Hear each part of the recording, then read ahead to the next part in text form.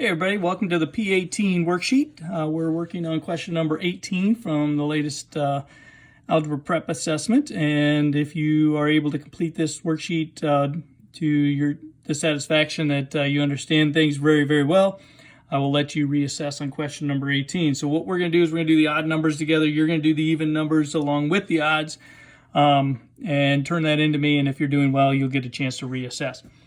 So here's what we're looking at. We're looking at two things in this particular case. We're looking at slope, which we are looking at the rise. Slope, remember, is the rise over the right. So what we want to do is we want to pick out 2 points on our graph where we cross perfect corners. So here's a perfect corner right there. It goes right through a corner. Now we're really close here, but that's not a perfect corner if you'll notice. But down here, this is a perfect corner. It goes directly through the corner. And so I want to pick those 2 points. The only other choice you'd have had was to choose this point, this perfect corner. That's really close here, but not through the corner. Don't use it. All right? These two happen to be perfect. And so we're going to look at the slope between these 2 points. What we look for is between these 2 points, what's the rise? In this case, we're going up 3. What's the right? In this case, we're going to the right 4.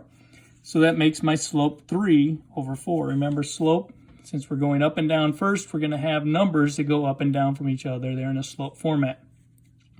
Our y-intercept means we just go and look at our graph and we say, all right, where is our line crossing our y-axis? Where's the point that it crosses? It's right here. That number right there is a 2, therefore our y-intercept is a 2. All right? So coming back to number 3, we've got to find 2 points where we're perfect corners, looking for perfect corner.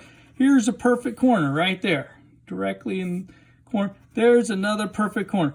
Now, we also have one down there. You could choose this point and this point, but what you're going to do is if you get the points too far apart, you'll end up having to reduce fractions. I'm trying to avoid reducing fractions, and so I'm going to pick the points that are closest together. All right?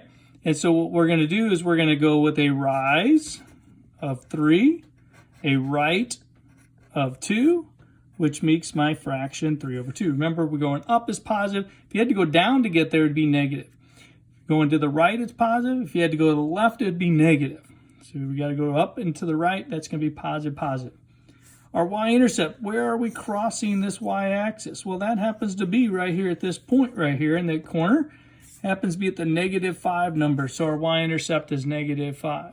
That's probably the easiest question we can actually answer. Question number 5, the slope. We got to find 2 points. Here's a perfect corner right here. Looking down, looking down, looking down. None of these guys are hitting perfect corner. Oh, we hit one right there. There's a perfect corner. So we finally hit a perfect corner, and now when we do the slope, this time we're going down. Remember, down means negative. So we're going down 5. We count that out. It's going down 5. 1, 2, 3, 4, 5.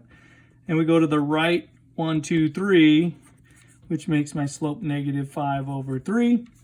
And remember, the y-intercept is, hey, where are we crossing this guy at? We're crossing at this point right here. That value is the one that we started with. That would happen to be a 4.